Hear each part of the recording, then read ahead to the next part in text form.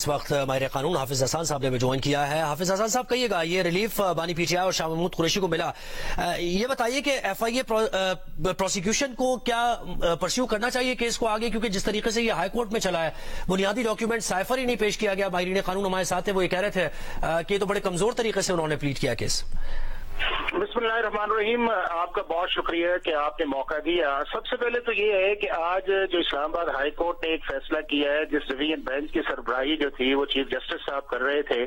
تو میرا خیال یہ ہے کہ ایک آج چیز واضح یہ ہوئی ہے کہ پاکستان کی عدالتیں جو ہیں وہ آزادانہ طور پہ کام کر رہی ہیں، اور جس طرح کی ہماری پولیٹیکل پارٹیز نے ایک اننیسیسریلی کرٹیسزم جو ہے ہماری عدالتوں کے اوپر رکھا ہوا تھا کہ پاکستان جو ہے وہ انصاف نہیں کر رہی، یا پاکستان اسپیشلی اسلام آباد کے ہائی کورٹ کے چیف جسٹس جو ہے وہ لا یا کانسٹیٹیوشن کے مطابق فالو نہیں کیے جا رہے، یا اس کے بعد ہماری سپریم کورٹ جو ہے اس کے اندر چیف جسٹس اور ججز کا جو ہم نے ایک ڈویژن ڈالا ہوا ہے، تو میرا خیال یہ ہے کہ آج کی جو ججمنٹ ہے اس نے اس چیز کو ثابت کر دیا ہے کہ پاکستان کی عدالتیں آزاد ہیں، اور پاکستان کی عدالتیں جو ہیں وہ اپنی ضمیر کے مطابق فیصلہ کرتی ہیں، اور اگر کچھ چیز انہیں ایسی لگتی ہے کہ جس سے ٹرائل کے اندر یا اپیل کے اندر کسی چیز کا ایڈوانٹیج جو ہے وہ ایکیوز کو جانا چاہیے یا پروسیکیوشن کو جانا چاہیے،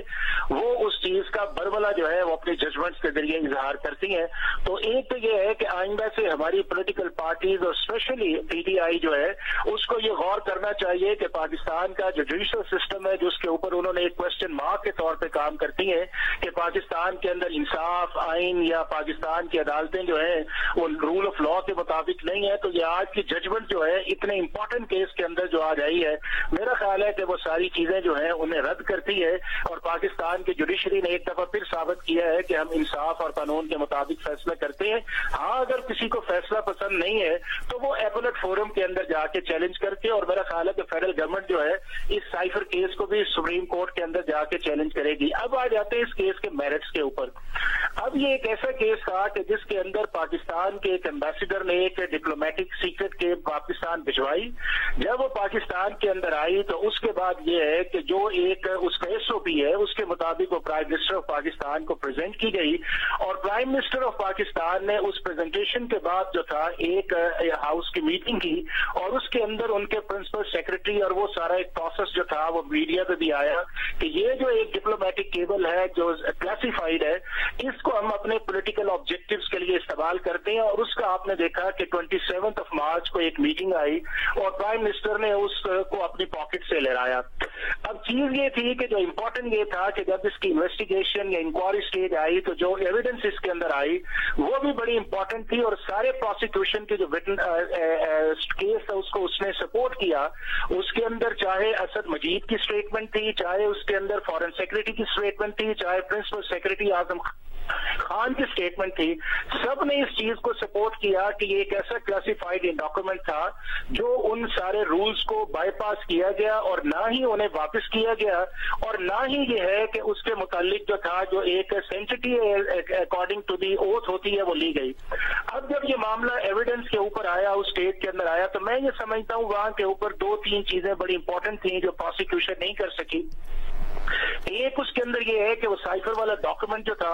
اس کو ریکارڈ کا حصہ بنانا چاہیے تھا، اور اگر اس کے اندر کوئی پرابلم تھی تو اس کے اندر ڈیفینیٹلی عدالت کو جو تھا وہ اعتماد کے اندر لینا چاہیے تھا۔ دوسرا اس کے اندر یہ تھا کہ جب ایویڈنس آئی تھی تو کراس ایگزامینیشن کرتے ہوئے اسٹیٹ کاؤنسلز کو اپوائنٹ نہیں کرنا چاہیے تھا، اور تیسرا اس کے اندر یہ ہے کہ ڈیو پروسیس آف لا کے لیے جتنا ٹائم بھی پروسیکیوشن چاہ رہی ہوتی اس کے ساتھ ساتھ ڈیفنس کاؤنسلز کو بھی وہ ٹائم دیا جاتا۔ اب وہ سارا 2 دفعہ اسلام آباد ہائی کورٹ نے اس کیس کو ریمانڈ کیا، 2 دفعہ اس کے اوپر چارج شیٹ کو فریم کیا گیا، اور جب 13 دسمبر کو بات میں آیا تو میرا یہ خیال یہ ہے کہ وہاں پہ پروسیکیوشن اور کورٹ نے ہیس کا مظاہرہ کیا، اور وہ جو چیزیں جس طرح پروسیس کے مطابق جیسے آپ نے سیریز آف ایونٹس بتائے، حافظ احسان صاحب ہمارے ساتھی۔ حافظ صاحب، آپ کچھ اس سلسلے میں تو آپ نے بتایا سائفر کیس سے متعلق، لیکن اس کے سیاسی جو اثرات ہیں اس پر اگر آپ کچھ گفتگو کرنا چاہیں کہ معاملات کس طرف جا رہے ہیں، پولیٹیکل اسٹیبلٹی کو آپ کیسے دیکھ رہے ہیں، ہوتا دیکھ رہے ہیں یا پھر نہیں؟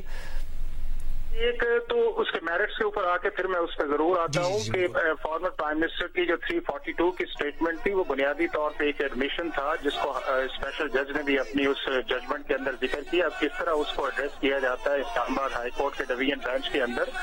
اور دوسرا میں یہ سمجھتا ہوں کہ پروسیکیوشن نے جب عدالت کے اندر اسلام آباد ہائی کورٹ کے اندر کہا کہ اگر پروسیجرل یا due process of law follow نہیں کیا گیا تو کیس کو ریمانڈ کر دیا جائے, تو میرا خیال ہے کہ وہ ایک ایسا پوائنٹ تھا کہ جس کے اندر پھر عدالت نے سوچا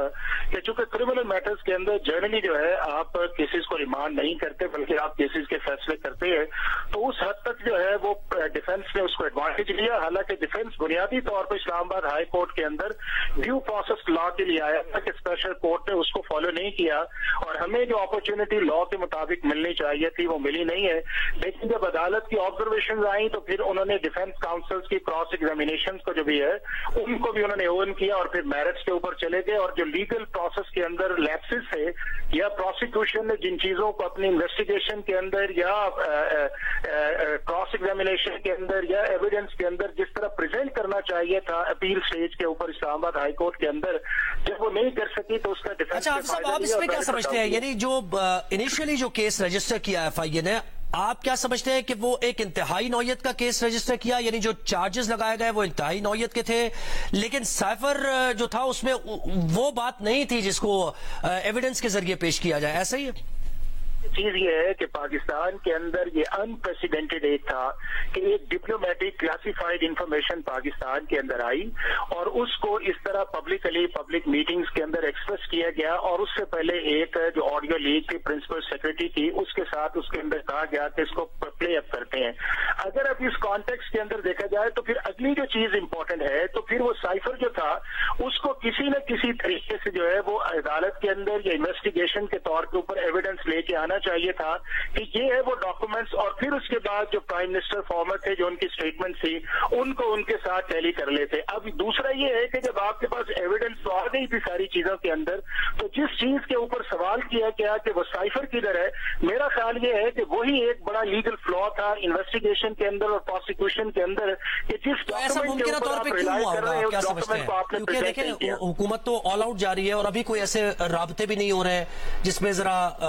تھوڑا لینینٹ ویو رکھا جائے پی ٹی آئی کی طرف. پی ٹی آئی کی طرف سے بھی کوئی ایسے رابطے نہیں ہو رہے ہیں, وہ بھی ہارش اسٹیٹمنٹس ہیں. تو کیوں یہ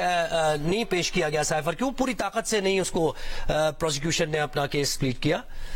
میرا خیال یہ ہے کہ اس کے اندر جہاں تک لیگل انڈرسٹینڈنگ کا معاملہ ہے وہاں کے اوپر کوئی ایشو آیا ہوگا یا کوئی ایسے ان کو انٹرنلی جو چیزیں ایسی تھیں کہ ہمیں سائفر جو ہے کیونکہ ایک کلاسیفائڈ ڈاکومنٹ ہے اور اس سے پاکستان کا پورا ڈپلومیٹک سیکریسی جو ہے وہ افیکٹ اس کے اندر آئے گی تو وہ ایک کنسیڈریشن کیا آئے گی. لیکن وہ کنسیڈریشن جو تھی اس کو اسلام آباد ہائی کورٹ کے اندر ثابت کرنا چاہیے تھا کہ اس وجہ سے وہ ڈاکومنٹ جو ہے ہم نے ریکارڈ کا حصہ نہیں بنایا اور یہ اس کی گراؤنڈز ہے اور وہ گراؤنڈز اگر جسٹیفائی کی جاتی تو شاید ہائی کورٹ اس پوائنٹ کے اوپر نہ جاتی. دوسرا میں سمجھتا ہوں اس کے اندر جو امپورٹنٹ چیز سارے اس پروسیس کے اندر آیا ہے کہ جب 13 دسمبر سے لے کے آپ نے 30 جنوری تک اس کیس کو چلایا ہے تو اس کے اندر وہ ساری چیزیں جو تھیں جو ایک ڈیو پروسیس آف لا کے اندر ایکیوز کو ٹائم ملنا چاہیے تھا اپنے لائرز کو کنسلٹ کر کے, وہ سارا جو تھا وہ ساری کی ساری اپیل سٹیج کے اوپر ایڈورس کی طرف گئی اور جب ایڈورس کی طرف گئی تو پروسیکیوشن جب پھر وہ